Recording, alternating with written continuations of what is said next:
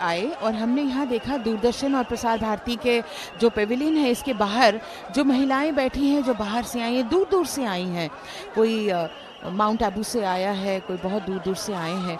और महिलाएं कह रही थी कि संगम में डुबकी लगाने के अलावा संतों का दर्शन भी बहुत महत्वपूर्ण है।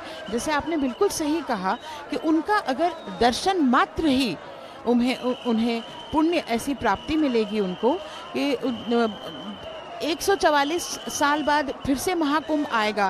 फिर ये मौका अवसर पड़े ना पड़े, अमृत स्नान के साथ साथ आज मकर संक्रांति और आने वाले समय में जो अखाड़ा हमारे बीच में आएंगे, आप देखिए कितनी सुंदर पेशवाई हो रही है ढोल धमाके के साथ। ये हमारे जो हमारे सनातन धर्म का दृश्य है, ये वो संतगण हैं, ये वो संतगण हैं जिन्होंने सालों से तपस्या की है। सालों तपस्या करने के बाद हमें आशीर्वाद देने के लिए आज यहाँ पर उपस्थित हुए हैं। अमृत स्नान का जैसे आपने अभी बताया और हमारे साथी कमेंटेटर्स ने भी बताया है, विशेष तिथियों पर होने वाले ये अमृत स्नान, इसका एक पवित्र मूल्य है और उसे उच्च श्रेणी में रखा जाता है। अमृत स्नान महाकुंभ मेले में सबसे महत्वपूर्ण अनुष्ठान है। जब हम सुबह यहाँ आ रहे थे प्रातः, ऐसा लग ही नहीं रहा था कि सुबह है या रात्रि है। और जिस तरह से देखिए, जितने बाजे गाजे के साथ, ढोल धमाके के साथ, इतने शाही अंदाज में, राजसी अंदाज में हमारे अखाड़ा प्रवेश कर रहे हैं और लोग उन्हें देखने के लिए उत्सुक हैं, उनका आशीर्वाद पाने के लिए उत्सुक हैं। और ये अखाड़ा जो है, ये अपने आप में इनका अपनी आस्था, इनके लोग, इनके फॉलोअर्स, इनके प्रशंसक, इनको मानने वाले, देखिए कितनी शाही अंदाज में ये आ रहे हैं। तो इनसे आज सबसे ज़्यादा आवश्यक है कि हम इनसे आज उनका आशीर्वाद लें, इनका दर्शन करें और इनके बारे में और जानकारी प्राप्त करें। जी हाँ उमा जी, ये जो दृश्य है वाकई विहंगम दृश्य है। नागा साधुओं का आगमन अब हो चुका है संगम तट पर। और देखिए, स्वयं वाद्य यंत्रों का वादन करते हुए ये नागा बाबा हैं। आमतौर पर हम बाबा शब्द का प्रयोग करते हैं पिता के लिए। ये वाकई हमारे पिता तुल्य है। ये संत, ये तपस्वी, ये नागा साधु जो आम दिनों में, सामान्य दिनों में हमें कहीं नजर नहीं आते। और क्या पता कौन सी ऐसी शक्ति है, कौन से ऐसे रहस्य हैं, ये श्री पंचायती अखाड़ा महानिर्वाणी के नागा साधु जब भी कहीं महाकुंभ होता है या कुंभ का मेला होता है, नागा साधु वहां अवतरित हो जाते हैं। किसी ने इन्हें आते नहीं देखा, किसी ने इन्हें जाते हुए नहीं देखा, लेकिन जब जब समागम होता है, जब जब ऐसे महा उत्सव होते हैं, धार्मिक आयोजन होते हैं, वहाँ वहाँ ये धर्म के रक्षक, ये शास्त्र और शस्त्र दोनों की विद्या को जानने वाले नागा साधु अवतरित हो जाते हैं। देखिए, हाथ में शस्त्र लिए, हाथ में तलवार लिए, अपनी जटाओं को हाथ में थामे और श्रद्धालुओं का अभिवादन स्वीकार करते हुए शनह शनह आगे बढ़ रहे हैं। घुड़सवारी करते हुए घोड़े पर सवार नागा साधुओं के दृश्य अभी अभी आपने देखे। और ये श्रद्धालुओं का जन सैलाब निरंतर उमड़ते चला जा रहा है।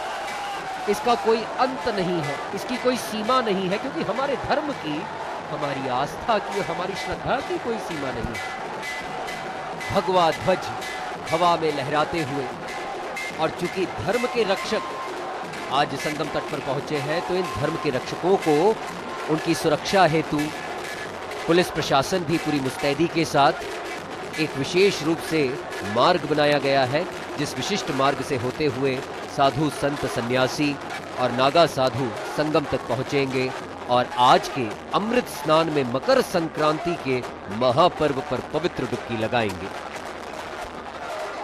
और जैसे कि आप सब स्क्रीन पर देख सकते हैं, ये महाकुंभ का दृश्य है। महाकुंभ का हर दिन नई ऊर्जा और उत्साह के साथ भरा होता है। सूर्य उदय के साथ साथ लोगों में जोश और उत्साह इसी की प्रतीक्षा है। ये विभिन्न अनुष्ठान में यहाँ के जो लोग आए हैं, श्रद्धालु लगातार लगे रहते हैं। जैसे संगम में स्नान, यज्ञ, भजन, कीर्तन। और मयंक, भजन में वैसे कहा गया है कि कलयुग में भजन का महत्व है। नाम जप का महत्व है। दो ही चीज़ों का महत्व है कलयुग में, वो है दान, भजन और नाम कीर्तन। देखिए साधु बाबा, साधु संत हमारे बीच आ रहे हैं और ये छोटे छोटे नन्हे नन्हे बच्चे, आप बताइए इनमें संस्कारों का बीजारोपण हो रहा है। ये आज ये दृश्य देख करके आने वाले समय में ये हमारे कर्णधार हैं और ये सीख रहे हैं। साधु संतों द्वारा दीक्षा का आयोजन इस पर्व पर किया जा रहा है। संगम तट पर भव्य महोत्सव भी कुछ लोगों ने आयोजित किए हैं। ये सब मिलकर ये एक जादुई सा माहौल बन रहा है, जहां लोग एक साथ मिलकर अदृश्य डोर में बंधकर आनंद का अनुभव कर रहे हैं। और ये आनंद की परिभाषा वो साधारण आनंद नहीं है, ये आत्मा का परमात्मा से मिलन है। ये अद्भुत आनंद है, अद्भुत उत्साह है। महाकुंभ का ये मेला केवल धार्मिकता का उत्सव नहीं है मयंक, लेकिन ये समुदाय की एकता और सांस्कृतिक विविधता का जश्न है, पर्व है। यहाँ उपस्थित हर व्यक्ति, चाहे वो सन्यासी हो या आम श्रद्धालु हो, एक ही संदेश के साथ आते हैं। एकता, समर्पण और विश्वास, ये सब कुछ मिलकर अद्भुत ताजगी और जीवंतता का संचार कर रहे हैं हमारे। ये पेशवाई देखिए, वाकई अद्भुत है, अनुपम है ये दृश्य। हर कोई इन दृश्यों को अपनी आंखों में संजो लेना चाहता है। हर कोई चाहता है कि ये अनुभव चिरस्थायी हो जाए, क्योंकि जब भी कोई श्रद्धालु महाकुंभ मेले में आता है तो उसकी सबसे पहली जिज्ञासा होती है इन नागा साधुओं के दर्शन की, जो इस वक्त आपके टेलीविजन स्क्रीन्स पर दिखाई दे रहे थे। आप अखिल विश्व से दूरदर्शन के माध्यम से, दूरदर्शन नेशनल, प्रसार भारती के OTT प्लेटफॉर्म वेव्स के माध्यम से, अथवा दूरदर्शन के YouTube चैनल के माध्यम से, जहां कहीं से भी आप इस सजीव प्रसारण को देख रहे हो। और ये देखिए आचार्य महामंडलेश्वर, जो आचार्य हैं, जो नेतृत्व करते हैं, और इन अखाड़ों के सेनापति हैं नागा साधु, जो शस्त्र और शास्त्र दोनों ही विद्या में निपुण हैं। अखाड़े एक तरह से हिंदू धर्म के मठ कहे जा सकते हैं। इन्हीं अखाड़ों की शुरुआत आदि शंकराचार्य ने की थी। कहा जाता है कि उन्होंने हिंदू धर्म की रक्षा के लिए शस्त्र विद्या में निपुण साधुओं के संगठन बनाए। शुरुआत में केवल 4 अखाड़े थे, लेकिन अब इनकी संख्या 13 हो चुकी है। 3 अलग अलग कैटेगरीज में ये अखाड़े हैं, जिनके अपने अपने इष्ट देवता हैं, जिनकी वे आराधना करते हैं। शैव अखाड़ों की अगर बात करें तो कुल 7 अखाड़े शैव संप्रदाय के हैं, जिनके अनुयायी भगवान शिव की पूजा करते हैं। पहला महानिर्वाणी अखाड़ा, जिसकी स्थापना सन 748 ईस्वी में हुई थी। महानिर्वाणी अखाड़े के इष्ट देव कपिल मुनि हैं और इस अखाड़े का मुख्यालय प्रयागराज में है। ये देखिए साधुओं का, महामंडलेश्वरों का, महंतों का, श्री महंतों का पूरा ये जुलूस, ये प्रवेशाई शाही ठाट बाट के साथ। आगे बैंड बाजे बज रहे हैं, तो अलग अलग वाद्य यंत्रों की वाद्य धुन गुंजायमान है। और इसी के बीच आचार्यों के द्वारा अपने अनुयायियों और अपने भक्तों के साथ पवित्र डुबकी लगाने हेतु संगम तट की ओर प्रवेश किया जा रहा है। कहीं शंख ध्वनि सुनाई दे रही है, ये भगवा ध्वज पताकाएं। और ये देखिए आपके टेलीविजन स्क्रीन्स पर इस समय स्वामी विश्वात्मानंद सरस्वती महाराज, अटल पीठाधीश्वर, आचार्य महामंडलेश्वर, जो सबसे पहले अपने अखाड़े का नेतृत्व करते हुए आगे बढ़ रहे हैं। बेहद सहज और सरल स्वभाव के धनी हैं स्वामी विश्वात्मानंद सरस्वती जी। अपने भक्तों का निवेदन, अपने भक्तों का अभिवादन स्वीकार करते हुए और ये अनवरत पवित्र डुबकी लगाने का क्रम सूर्योदय अब से कुछ देर में होने को है। आज मकर संक्रांति पर सूर्य को अर्घ्य देने की भी परंपरा हिंदू सनातन संस्कृति में निर्दिष्ट की गई है। आज तिल का दान, गुड़ का दान देने की परंपरा, संस्कृति निर्दिष्ट की गई है। और जैसा कि आप बता रही थी उमा जी कि महाकुंभ में नाम जप का बेहद ज़्यादा महत्व है।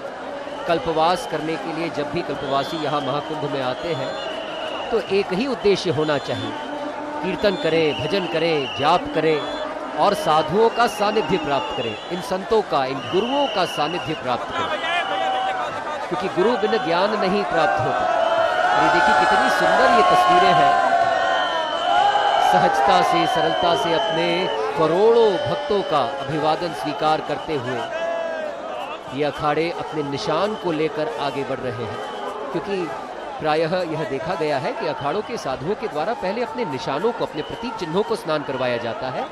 अपने इष्ट देव की जो मूर्ति, जो प्रतीकात्मक वो लेकर आते हैं तट तक, उन्हें स्नान करवाया जाता है। उसके उपरांत साधु पवित्र डुबकी लगाते हैं।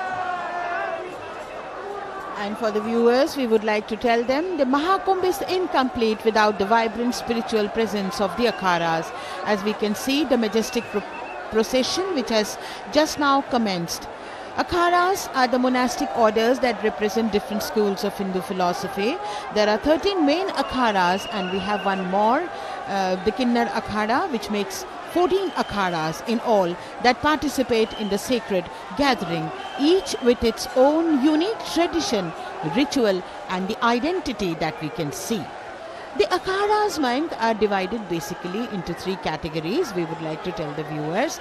The Shaiva akhadas, which is dedicated to Lord Shiva, including the famous Juna akhada and Niranjani akhada. The second is the Vaishva akhada, devotees of Lord Vishnu such as the Nirmohi and the Digambar akhada. And the third is the Udasi and the Sikh akhadas, which follow the teachings of Guru Nanak Dev and other saints.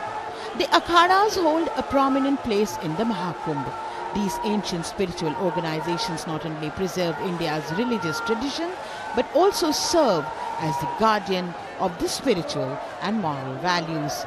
The saints and ascetic of the akharas live lives of renunciation and penance, which is very, very difficult. Easier to see but difficult to live. These devotees live with their spiritual wisdom, and that is what makes them the sadhus. Their participation in the royal procession is known as the royal bath or the Amrit Snan, is one of the best, most awaited moment of the Kumbh, and the discipline that they follow.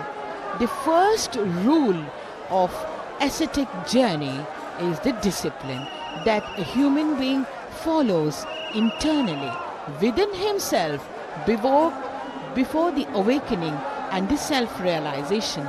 And mind, the path to self-realization is not as easy as we understand. It's a very difficult life. The ascetic life is the most difficult life when you have to renounce